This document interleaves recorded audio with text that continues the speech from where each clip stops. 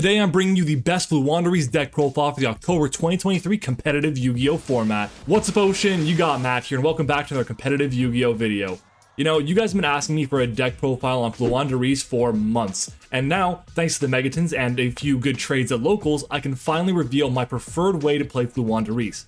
Oh, and you can get this entire deck for less than $50. So if you're excited for the video, then make sure to smash the like button, and if this video hits 100 likes, I'll be bringing you the ultimate FLOOWANDEREEZE guide, including combos and test hands. Also, if you guys like deck profiles, combos, meta discussions, and competitive Yu-Gi-Oh videos in general, you're gonna love this channel. So make sure to subscribe to the channel and help us reach our end of year goal of 2,000 subscribers. That being said, here is the best FLOOWANDEREEZE deck profile for the October 2023 competitive Yu-Gi-Oh format. Let's jump into it. All right, everyone, here we are back with the deck profile. I have a 40 card main deck, 15 card extra, and 15 card side deck. And just so you know, the extra deck here, not super necessary, but let's go ahead and just jump on into it, starting off, of course, with our main deck. Now, of course, we are playing our massive engine of FLOOWANDEREEZE cards, and we're going to start off with 3 copies of Robina and 3 copies of Eaglin, which are going to be, of course, very, very standard in the deck. These are like your bread and butter. You really want to open up with at least one of these cards to get your engine going. It becomes really effective. If you don't have one of these cards, then obviously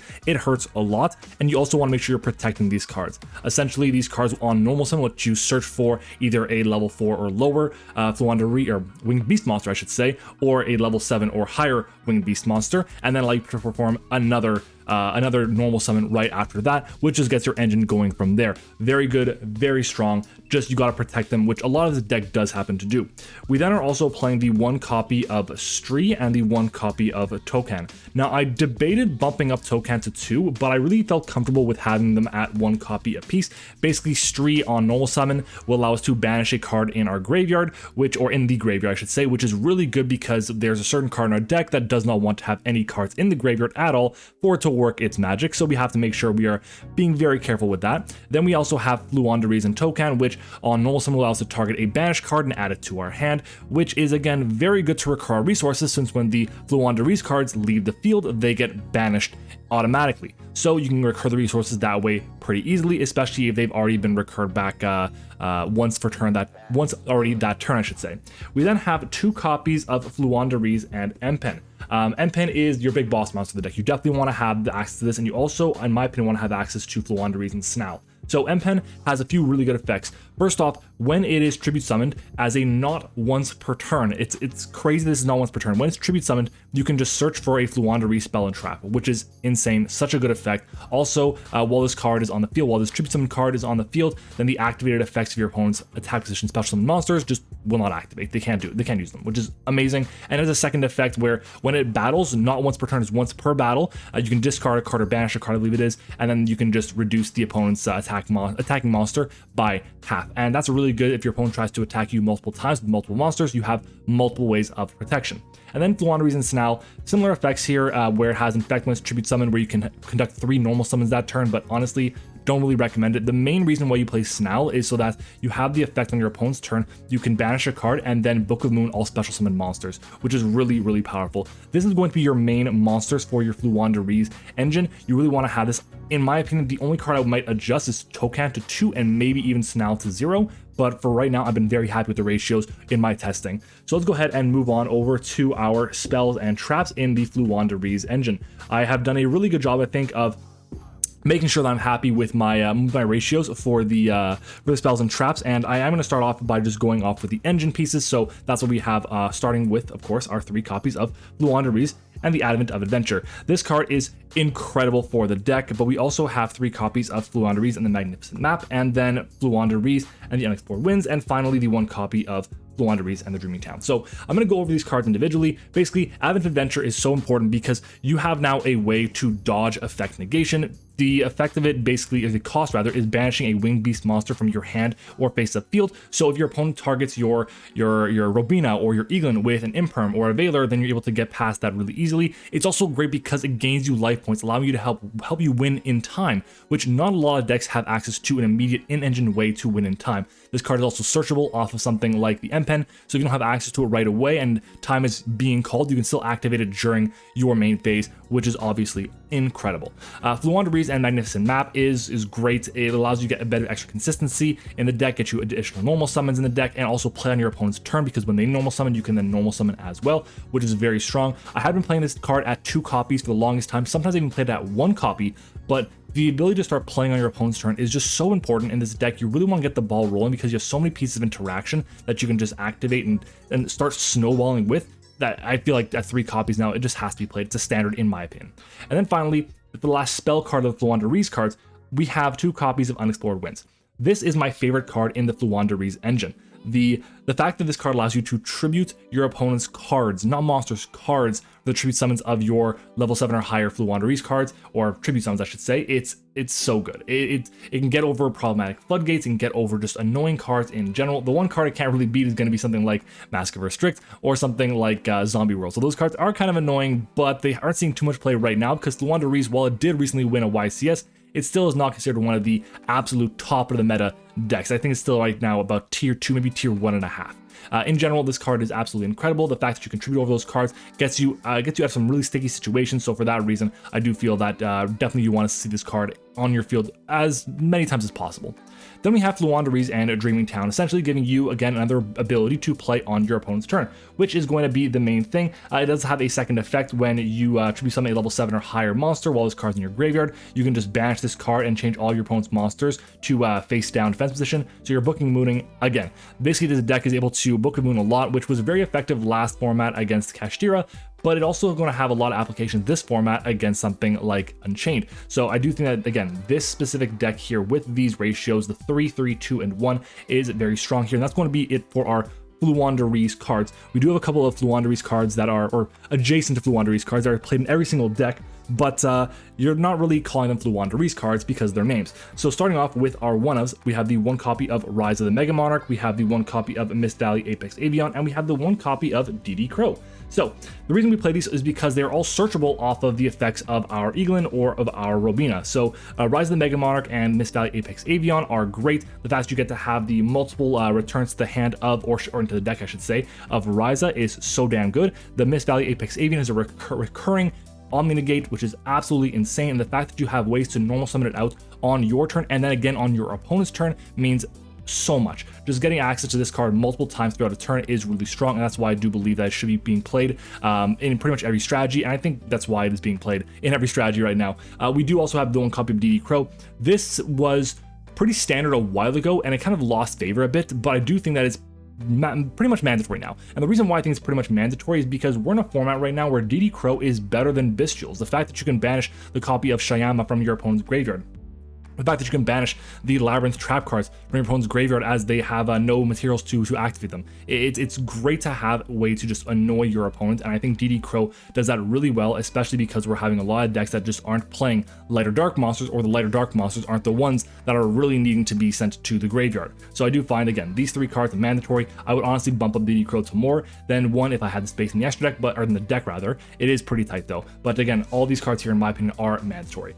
Moving on though, we have a bit of draw power here. We have 3 copies of Pot of Extravagance and then 3 copies of Pot of Duality. Now, the extra deck is not needed in this deck here. We are playing a few cards in the extra deck that are nice to have. If you have them, obviously play them. I don't have the full extra deck like that I want to play because, again, it's not super necessary. I didn't feel the need to go out and buy those cards, but having Pot of Extravagance to draw 2 cards is so strong. Having Pot of Duality to dig deeper is so good. You want to have these cards here because they get you access to your Robina and your Eglin. Getting you deeper access to those things is just so incredible. If you have Pot of Prosperity, play Pot of Prosperity by all means. If you have it, go ahead. I feel like Extravagance is a bit better because you get to draw 2, and getting both resources is really nice in my opinion. And then Duality, of course, kind of serves as a little mini Pot of Prosperity. So again, keep that in mind, but I love these 6 cards here, and they are must-plays in the deck in my opinion. We then have our non-engine, starting off with 3 copies of Dimension Shifter, 3 copies of Book of Moon, 2 copies of Evenly Matched, 2 copies of Herald of the Abyss, and then the 1 copy of Harpy's Featherstorm. So why is this going to be our non-engine? Well, first off, Dimensional Shifter is a fantastic card in the meta today. It is seeing play in any deck that can actually play it because most decks right now, they want to have access to the graveyard. So if you have Dimensional Shifter and you can use that on your turn 0, you can just shut down so many different decks. Think of a deck like Unchained. They hate the fact that Dimensional Shifter is in the format. Dragon Link hates it. Labyrinth, it's annoyed by it. All these different decks really dislike it, so having D-Shifter around is great. Book of Moon serves a few purposes. Number one, it is great going first and going second. Going first, if your opponent goes for Imperm or Valor on your Robina or Eglin and you have Book of Moon, you chain that, set it face down, the effect will still resolve, you then normal summon over that card, and you're basically back to where you were, just down one card, which is fine because your opponent's also down that one card. It's also good going first if you decide to set the card, and then you can use it to interrupt your opponent. Or going second is great because you can just Book of Moon something and just draw out a negate, which is obviously incredible. Then we have Evenly Matched.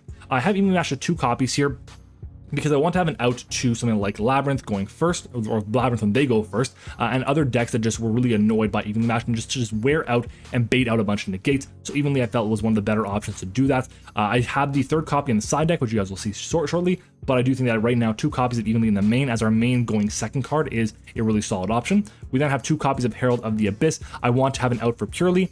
Herald of the Abyss is a fantastic way to do that. I also want to have outs for cards like Boral and Dragon, which cannot be targeted or destroyed, and so it's just a way to deal with it, and I felt like that was the best one for the time being. And even though there is a life point cost, if it's game 3 and we're going close to time, I will just side this card out and go into other options that are a bit more favorable for me. And then finally, we have the 1 copy of Harpy's Featherstorm in the main deck.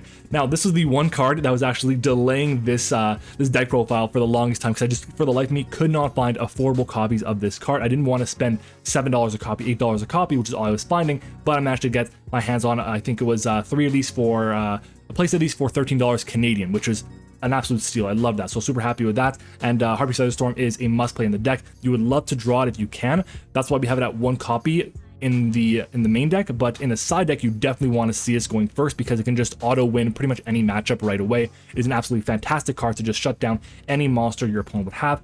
Again, absolutely incredible. So yeah, that is going to be our 40 card main deck. I'm very happy with it. We have, I think it's 11 going second cards, or 11 non-engine pieces, and then a bunch of draw power as well, but I'm very happy with it. For our extra deck, I'll be honest, it really doesn't matter, okay? I have the 1 copy of Zeus here because I am playing the 1 copy of Lyrilisk Assembled Nightingale. If we manage to banish these, fine, it is what it is, not worried about it. It's how it is. We have the 1 copy of Linkuriboh and the 1 copy of Linkuriboh. They're just solid cards overall. They do a good amount of work. Linkuriboh getting rid of the Ibly lock, which is not too problematic for your deck since it's really like special summon monsters, that's a problem. And then Linkuriboh because it's level 1s in the deck and you can take advantage of the effect, why not? We also have Almirage just in case it's another level 1. We then have our 1 copy of the Relinquished Anima as our final level 1, or link 1 in the deck, I should say. Again, just felt like it might be pretty solid to have to steal something annoying, and if your opponent doesn't care about their zones, then it's something. So these 6 here are all nice cards to have. Are they mandatory? No. I think the best ones here are going to be the Zeus, obviously, but not super necessary right now. I will say that when Age of Overlord comes out, you definitely want to play the SP Little Knight if you have it, and of course the Sky Crisis card if you have access to it as well. Onto some link 2s, we have IP Masquerena, we also have Pit Knight Early, we have the Nightmare Phoenix, as well as the Nightmare Cerberus, and then we have 2 copies of Donner Dagger for Hire as our link 2s. Again, none of these cards are super necessary. You can replace these with anything you want. I just like the utility that they provide in Phoenix and in Cerberus, and I love Donner in this deck here. I think it's a really solid cards. Yes, it requires 2 monsters of different types, and they're pretty much all going to be winged beast monsters, but if you're able to steal something with like a Relinquished Anima, or you're able to triple tactic talents take something away, is obviously very strong to just link them off into something that is kind of useful for you in Donner Dagger for Hire. Moving on though, we'll go to our link 3s in the deck. We have, I believe it's 2 of them. We have the Nightmare Unicorn and we have the Blackluster Soldier, Soldier of Chaos. Again, really here for like triple tactic talents if necessary. I'm not going to see too much play, but it's just nice to have as an option. And then finally we have the 1 copy of Underworld Goddess of the Closed World as our final card in the extra deck. Again, not going to see too much play, as I'm realizing now is a massive glare here. I apologize, but I'm not going to see too much play because you have to spam the field a lot and give up a lot of your resources, which you don't necessarily want to do. But if you want to kill a shot and you can't get over something annoying, then Underworld Goddess is a solid option, so that's what I want to have here. That's going to be our extra deck. Finally, to our side deck, we have the 2 copies of Harpy's Featherstorm for when we go first. We have the 1 copy of Evenly Matched for when we go second. We then have the 1 copy of the Harpy's Feather Duster, which is a fantastic card to get rid of the back row that are problematic against this deck, especially seeing something like Zombie World. And speaking of Zombie World, we have a way to get rid of it in Cosmic Cyclone. It is really good against Zombie World, but also great against a lot of the Unchained cards, a lot of the Labyrinth stuff. So you want to have access to Cosmic Cyclone, I think, right now. Obviously, again, in game 3, it really sucks if you're getting close to time, but if the alternative is just lose on the spot to Zombie World, I will definitely take this. Moving on, though, we have 3 copies of Nibiru the Primal Being, which I think is a great card going second in this format right now. We then have 2 copies of Radiant the Multidimensional Kaiju if I want another Altitude Purely, or cards that are just, or decks that are just putting up massive towers type monsters, so I want to have an option for those. And then our last card here, as I'm going to scoop these away because we are running low on space, is going to be the 3 copies of Triple Tactic Talents. So why are you playing Talents? Well, I think that Talents is a card that is so good in this format right now. The fact that you're able to steal cards from Unchained is great, but more importantly, the fact that you can rip out cards from your opponent's hand, I think that is even more valuable right now, especially with FLOOWANDEREEZE. FLOOWANDEREEZE already has a ton of draw power. If you're going first and your opponent decides to imperm your Robina and you have access to Book of Moon, or you have Advent of Adventure or whatever to get around that, then you can just, well, I said infinite impermanence there. I meant Effect Veiler or even Ash Blossom or whatever the case might be. Talent is going to be a great way around that. Obviously, the deck does struggle with Droll and Lockbird because you're kind of searching a lot and Droll seeing some play. So I was debating playing Droll and Lockbird with 3 crossout in the side deck, but I'm really happy with how the deck's performed. I haven't had it be that much of an issue right now when I've practiced the deck online. So for the time being, I'll be honest right now, the deck itself has performed the way I wanted it to. I've been very happy with it in general right now, and I can't wait to see what this deck is going to do again in the upcoming format once Age of Overlord is officially released to the metagame. But yeah, guys, that's going to be it for this video. If you guys enjoyed the deck profile, then make sure to let me know by leaving a like on the video. Again, if we hit 100 likes on the video, I will do my best to bring you the ultimate guide to FLOOWANDEREEZE, including combos, test hands, and whatever else you would need on that as well. If you have any questions, let me know down in the comments below as well. And of course, subscribe to the channel as well, because we're on the road to 2,000 subscribers. That is our end of year goal, and we cannot get there without your help. So again, I want to thank you guys for watching the video. I hope you enjoyed it, and I'll see you all next time.